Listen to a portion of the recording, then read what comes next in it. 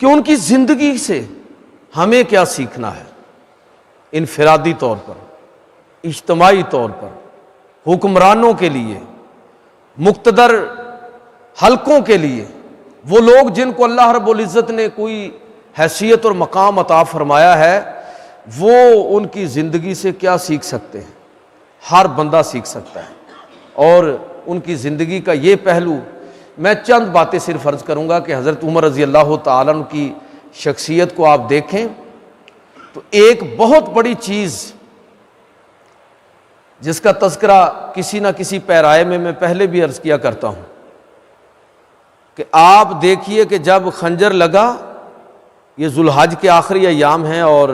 یکم محرم کو آپ کی شہادت ہوئی، تو جب یہ سمجھ آ گئی کہ جو کھا رہے ہیں وہ آنتیں اس طرح کٹ گئی ہیں خنجر لگنے سے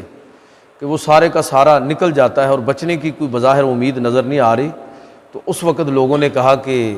امیر المومنین اپنے بعد کسی کو، اپنے بیٹے حضرت عبداللہ کو اپنے بعد نامزد فرما دیں، اپنے بیٹے کو اپنے بعد خلافت سونپ کر جائیے تاکہ کسی طرح کا کوئی انتشار نہ پھیلے۔ اور جانتے ہیں کہ عبداللہ کون ہے؟ عبداللہ ابن عمر معمولی آدمی، خود صحابی ہیں اور سینکڑوں حدیثیں ان سے مروی ہیں، اس امت کے بڑے فقہا میں ان کا شمار ہوتا ہے، بڑا مقام اور مرتبہ ہے اور لوگوں کا بڑا اطمینان ہے ان کے اوپر۔ باپ کو کہا جا رہا ہے کہ اپنے بیٹے کو گدی سونپ کر جائیے، لیکن حضرت عمر رضی اللہ تعالیٰ کو نمونہ چھوڑ رہے ہیں ہمارے لیے کہ محراب اور منبر، مصلی یہ وراثت میں تقسیم ہونے والی چیز نہیں ہے۔ حضرت عمر سے یہ بات سیکھنے والی ہے، گھر کے معاملات سے لے کر ریاست کے معاملات تک یہ حکومتیں ناکام کیوں ہوتی ہیں؟ اس وجہ سے کہ عہدے اپنے رشتہ داروں کے اندر بانٹنا شروع کر دیتے ہیں۔ حضرت عمر رضی اللہ تعالیٰ عنہ نے بتایا عملی طور پر کہ اگر ریاست کو صحیح چلانا ہے تو اس میں عہدے رشتہ داروں کے اندر بانٹنے کی بجائے صلاحیت والے لوگوں کے اندر تقسیم کرو۔ اگر تم اس طریقے کو اختیار کرو گے، کوئی بھی ادارہ چلانے کا بہترین طریقہ یہ ہے، کوئی بھی ادارہ، چاہے آپ کی فیکٹری کیوں نہ ہو، چاہے آپ کا اسکول اور کالج کیوں نہ ہو، چاہے آپ کا ملک اور نچلی سطح پر کوئی نہ کوئی آرگنائزیشن کچھ بھی ہو، اس کو چلانے کا بہترین طریقہ کیا ہے؟ حضرت عمر رضی اللہ تعالیٰ نے ساری زندگی اپنے خاندان کے لوگوں کو کبھی اس وجہ سے اوبلائج کرنے کی کوشش نہیں کی۔ دیکھا کہ کس آدمی صلاحیت بہتر ہے، جو باصلاحیت ہے اس کو پکڑا ہے اور اس عہدے پر، اور ایسا نظام حکومت قائم فرمایا کہ جو تاریخ کے اندر ایک مثال بن گیا۔ تاریخ کے اندر جس نے اپنے اثرات مرتب کیے، آج بھی لوگ، اس دور کے اندر بھی لوگ سوشل ویلفیئر سٹیٹ کا اگر ابتدائی تصور کہیں سے اخذ کرتے ہیں تو وہ حضرت عمر رضی اللہ تعالیٰ عنہ کا نظام حکومت ہے۔ وہ کس طرح لوگوں کے لیے انہوں نے اس ریاست کو قائم فرمایا، یہ بات ایک الگ پورا موضوع ہے، چلیں پھر کبھی موقع ملے گا تو اس پر بات کریں گے۔ تو پورا وہ نظام حکومت، محمد حسین ہیکل کی کتاب ہے عمر الفاروق، عمر وہ پڑھنے والی ہے، علامہ شبلی نعمانی کی کتاب الفاروق ہے وہ بھی پڑھنے والی ہے، وہ آپ پڑھیے، آپ کو پتہ چلے گا کہ وہ پورا نظام حکومت کیا تھا۔ سوشل ویلفیئر سٹیٹ کا تصور مغرب میں آج آیا نا۔ سب سے پہلے جس ریاست کے اندر یہ حکم دیا گیا کہ دودھ پیتے بچے کو بھی الاؤنس دیا جائے گا، معذور کو بیت المال سے وظیفہ دیا جائے گا، اور اگر لوگ ٹیکس دینے کی صلاحیت اہلیت نہیں رکھتے تو غیر مسلم کے لیے بھی جزیہ معاف ہے اور بیت المال سے اس کی مدد کی جائے گی، اور جو لوگ غریب ہیں ان کی ریاست ذمہ داری ہے۔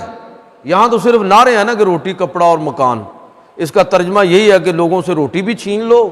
کپڑا بھی چھین لو اور مکان بھی چھین لو،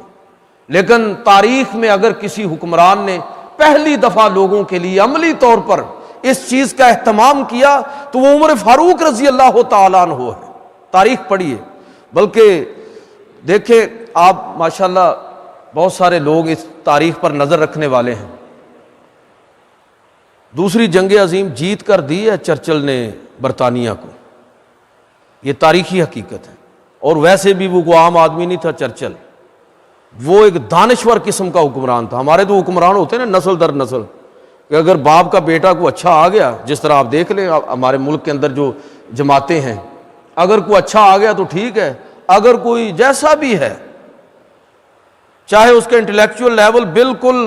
آئی کیو لیول ہو ہی نہ، تب بھی وہی اللہ کے فضل سے آپ کا حکمران ہے، اگلی پیڑھی میں وہی حکمران بنے گا، کتنا ہی بے وقوف اور احمق کیوں نہ ہو۔ لیکن جن قوموں نے ترقی کی ہے انہوں نے اپنے میں سے بہترین لوگوں کو چنا ہے، یہ اسلام کی ہدایت ہے جس کو مغرب نے اختیار کیا۔ خیر میں بات کر رہا تھا کہ چرچل نے دوسری جنگ عظیم جیت کر دی ہے برطانیہ کو،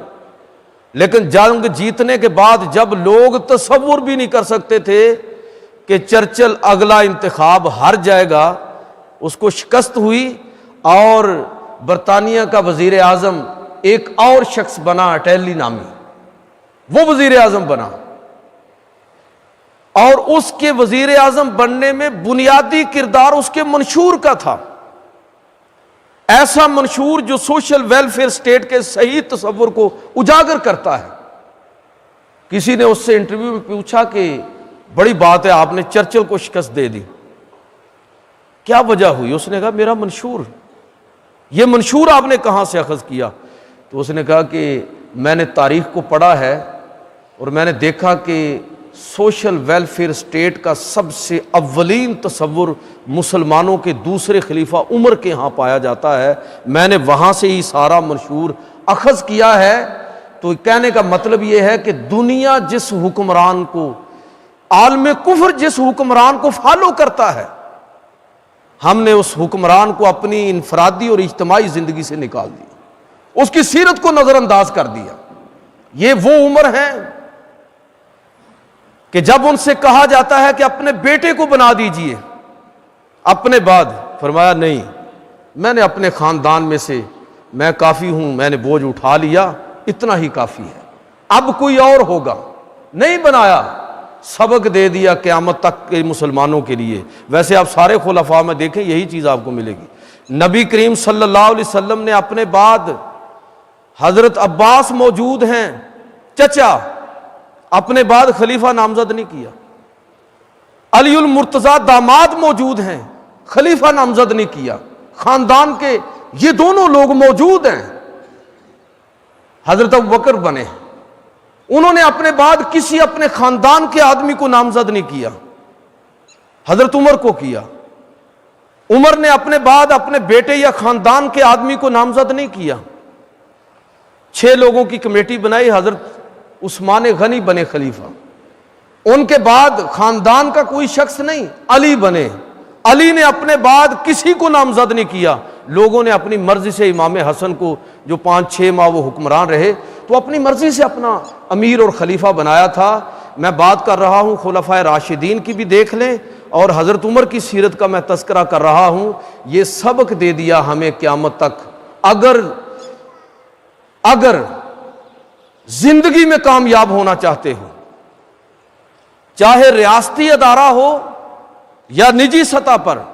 اگر کامیابی چاہتے ہو تو لوگوں کو عہدے صلاحیت کی بنیاد پر دینا، رشتہ داری کی بنیاد پر مت دینا۔